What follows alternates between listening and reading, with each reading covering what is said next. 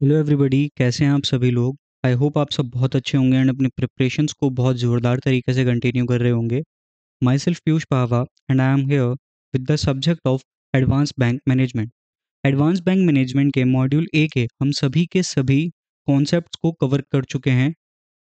अब हम unit wise MCQs को करने वाले हैं इस सीरीज में। So let's start with the session. But before that, I would request all of you to please subscribe our channel JIB CAIB Prep for all the upcoming content related to these examinations. Also scan this QR code to join our Telegram group. Okay, so let's start with the session. सबसे पहला question हमारे सामने है, that is the word statistics has been derived from the word statisticism of dash language. जो word स्टैटिस्टिज्म है वो कौन सी language का है? तो देखिए, इसमें हमने पढ़ा था जब हम कॉन्सेप्चुअल सीरीज कर रहे थे कि हमारे पास 3 लैंग्वेज हैं, इटालियन, जर्मन, लैटिन। इनमें अलग अलग तरीके से हमारी स्टैटिस्टिक्स को डिफाइन किया गया है। तो उसमें से स्टैटिस्टिज्म कौन सी लैंग्वेज का है? वो है हमारी लैटिन लैंग्वेज का। एंड यहाँ पे हमारा आंसर भी गिवन है कि स्टैटिस्टिक्स जो है वो डिराइव्ड किया गया है लैटिन वर्ड स्टैटिस्टिज्म से, इटालियन वर्ड स्टैटिस्टिका से और जर्मन वर्ड स्टैटिस्टिक्स से। Let's move on to the next question now. Presently the statistics is used in business, sports, stock market, all of the above. इसके लिए हमने जब पढ़ा था हमारे इंपॉर्टेंस ऑफ स्टैटिस्टिक्स, उस टॉपिक के अंडर ये कवर था हमारा कि जो स्टैटिस्टिक्स है वो कौन कौन सी हमारी फील्ड में यूज़ किया जाता है। तो बिजनेस में डेफिनेटली किया जाता है, किस तरीके से हमारे पास्ट ईयर का डेटा क्या था उसके बेसिस पे हम करंट ईयर के प्रोजेक्शंस लगाएंगे एंड उन्हीं प्रोजेक्शंस के बेस पे हम अपना प्रोडक्शन करेंगे। इस तरीके से यूज़ होता है हमारा बिजनेस में स्टैटिस्टिक्स। स्पोर्ट्स में कैसे होता है, हमारे पास 2 प्लेयर्स हैं, उन 2 में से हमें एक ही प्लेयर को सेलेक्ट करना है और हमें अलग अलग डायमेंशंस को इसमें कवर करना है। जैसे एक डायमेंशन हमारा होता है कि 2 प्लेयर हैं, उसमें से ज़्यादा रिलायबल प्लेयर कौन सा है, एक डायमेंशन ये होता है। दूसरा डायमेंशन ये होता है कि ज़्यादा तेज़ खेलने वाला प्लेयर कौन सा है, जो ज़्यादा स्ट्राइक रेट से रन बनाता हो। तो ये अलग अलग डायमेंशंस को कवर करके हम स्पोर्ट्स में भी स्टैटिस्टिक्स को यूज़ करते हैं।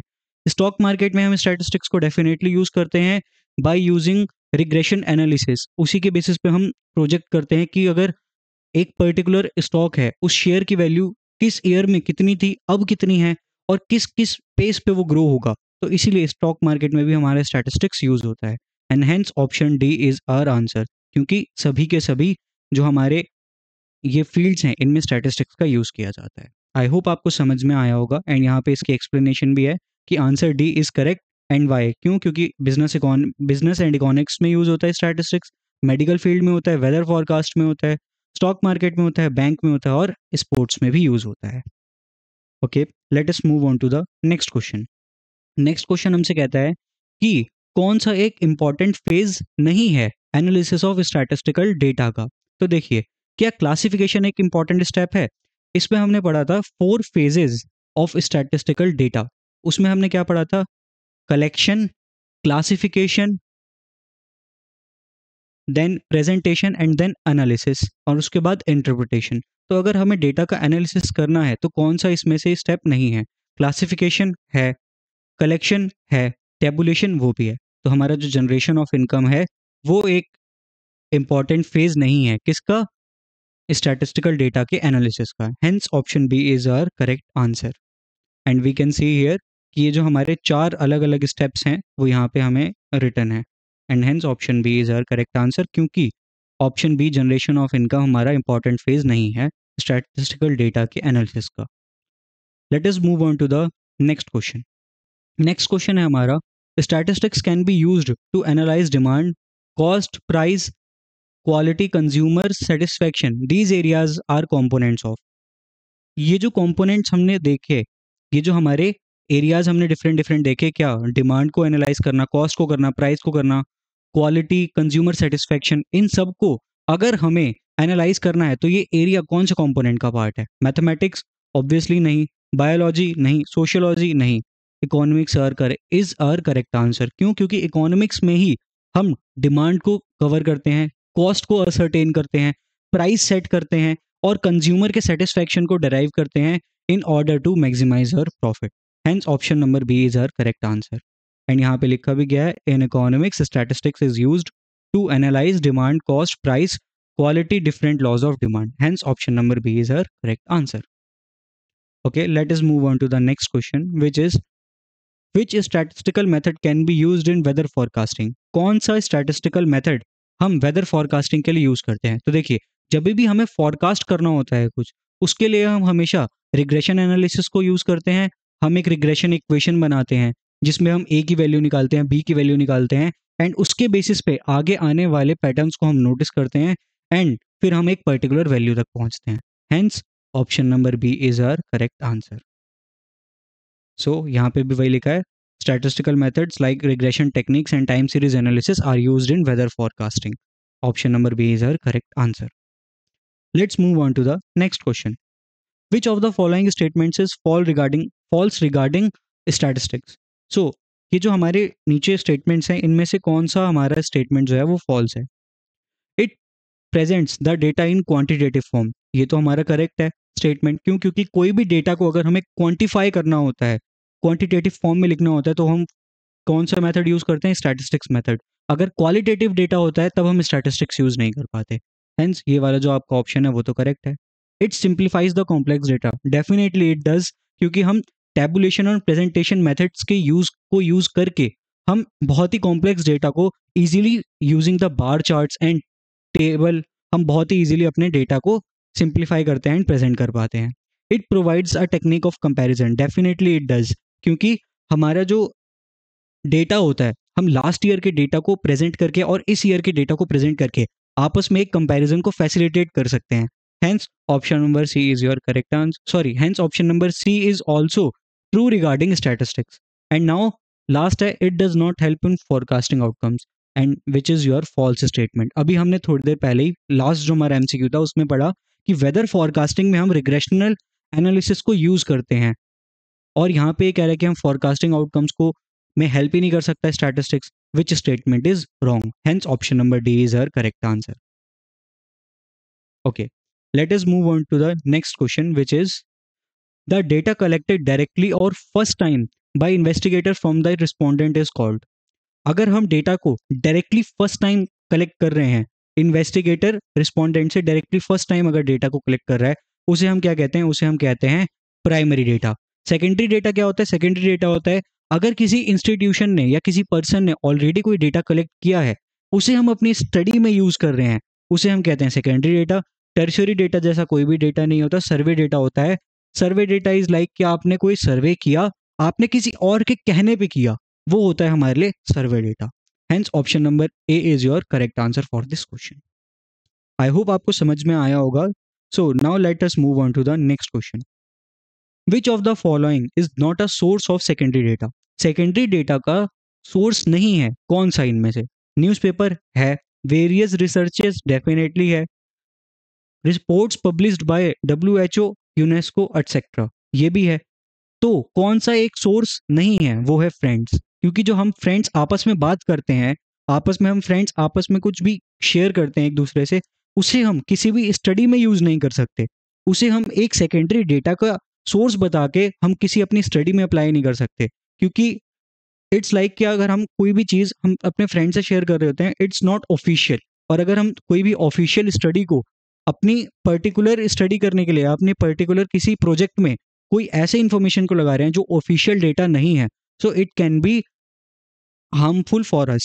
क्योंकि अगर हमने कोई ऐसा डेटा यूज करा जो कि एक्चुअल में हमारी ऑर्गेनाइजेशन के लिए यूजफुल नहीं था, तो उसके रिजल्ट्स बहुत ही नेगेटिव बन सकते हैं. Hence option number D is your correct answer. Okay, let us move on to the next question, and next question says that the observed data is classified for a single characteristic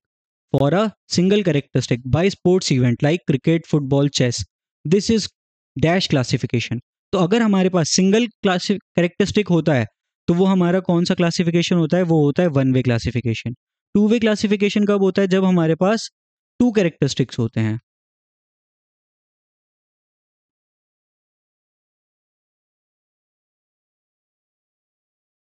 and multi way classification कब होता है?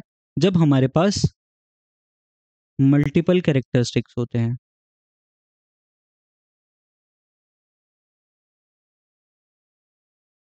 Hence option number A is your correct answer. Okay, let us move on to the next question, which is data classified or arranged by years, months, weeks, days, etc. is called. अगर हम data को classify करते हैं years, months, weeks या days के basis पे, तो वो हम क्या कहते हैं, उसे हम कौन सा डेटा कहते हैं?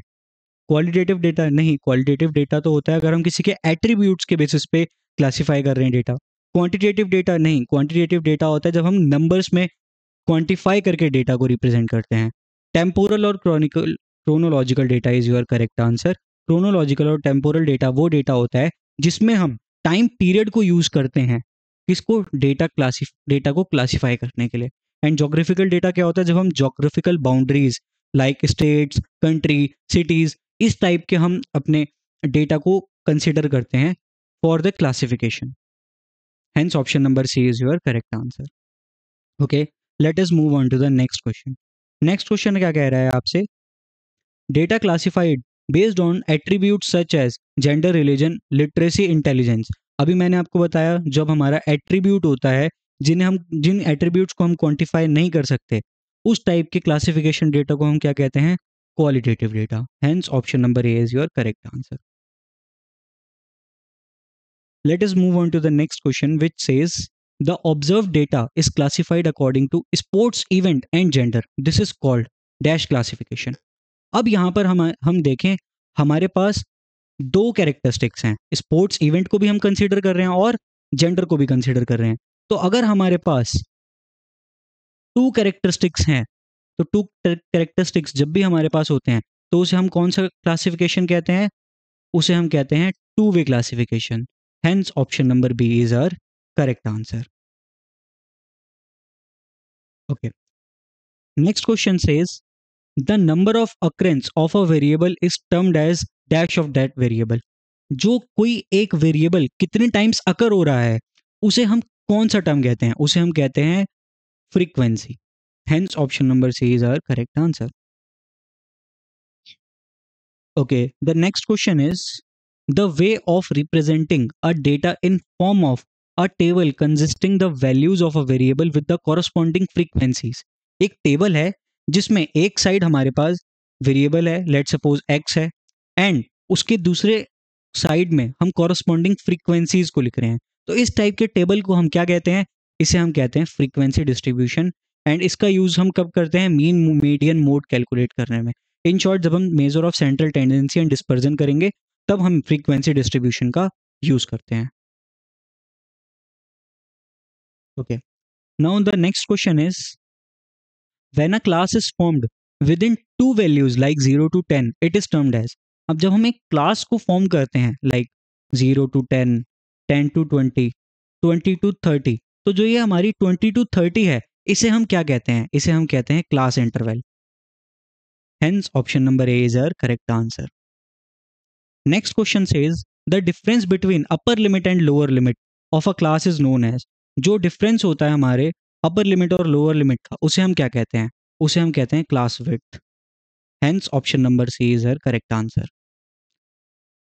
ये देखिए यहाँ पे फॉर्मूला भी लिखा है, class length is equals to upper limit minus lower limit. The difference between the upper and lower class limit is called class length और क्लास विड्थ।